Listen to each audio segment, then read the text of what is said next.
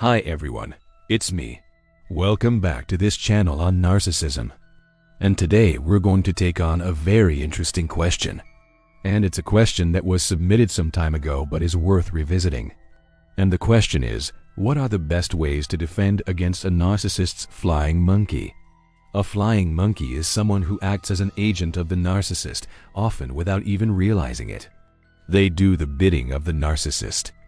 They do the dirty work. They spread the disinformation. They run interference for them, all at the behest and sort of direction of the narcissist. And again, sometimes without even realizing it. So let's break this down because these are really good questions and really difficult stuff. So here we go. Number 1. Develop your own emotional intelligence. You have to be able to recognize when the narcissist is using a tactic or strategy, like sending a flying monkey your way. This is really hard, particularly if the flying monkey is someone who you have a real relationship with or you have a real fondness for. It can really feel psychologically confusing and emotionally painful if someone who you cared about would act as a flying monkey. That requires a certain amount of self-awareness, insight, emotional regulation, and clear thinking to not get pulled into the drama. In order to get there, you need to have a sense of your own inner calm and core confidence. If you constantly looking over your shoulder and trying to please people and wondering what people think of you and second-guessing yourself, it makes it very difficult to distinguish between when someone is being a jerk to you versus when they're reacting as a flying monkey. I know that sounds kind of touchy-feely, but developing your own emotional intelligence is key because otherwise you'll just always be responding reactively. Now, once you've developed that emotional intelligence and that calm, you will then be able to catch the narcissist using their flying monkeys before you get sucked in. Look for patterns. The narcissist may use the same flying monkey each time or different ones. They may use flying monkeys in different situations. They may use them more when you're getting close to figuring out their game. They may use them when you're starting to get closer to figuring out their game. They may use them when they're feeling threatened by you. And then also they may use them when they want to punish you. So when you're able to identify that it's happening, then you're no longer going to play along. But we got to get to that point first. Number 2, protect your boundaries. Boundaries are really important. And we all know that we should have boundaries, but actually maintaining them is another thing altogether. Remember that the flying monkey is acting on behalf of the narcissist. So you want to treat the boundary violations from the flying monkey the same way you would treat those from the narcissist. The idea is to stop reinforcing the behaviors that the narcissist wants. So if the flying monkey tries to guilt, trip you, or shame you, stand your ground. If the flying monkey tries to gaslight you, stay firm. If the flying monkey tries to isolate you from others, say no. It's really critical that you do not give in to the flying monkey. It will only tell the narcissist that you're still susceptible to their games, and that will only mean they keep sending flying monkeys your way.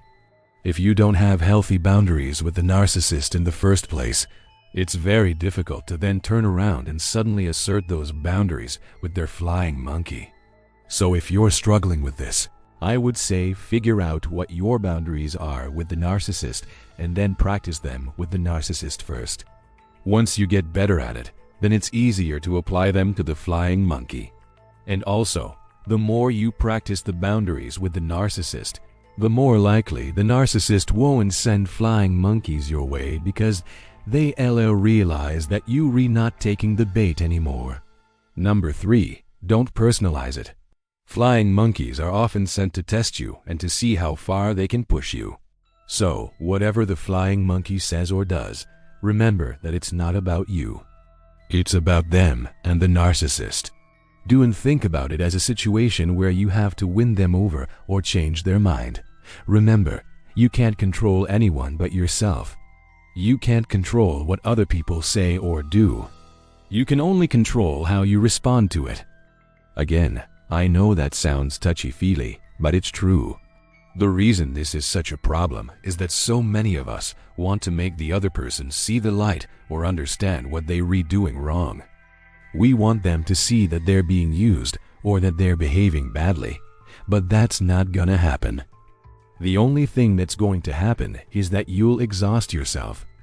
The other thing that happens is you may try to fix the flying monkey's behavior. For example, you might confront the flying monkey. You might ask them why they're doing this, or you might criticize them for doing the narcissist's dirty work. But this is unlikely to work, and it's likely to make things worse. Remember that you're dealing with someone who is being manipulated by the narcissist, and who may not even realize that they're being manipulated.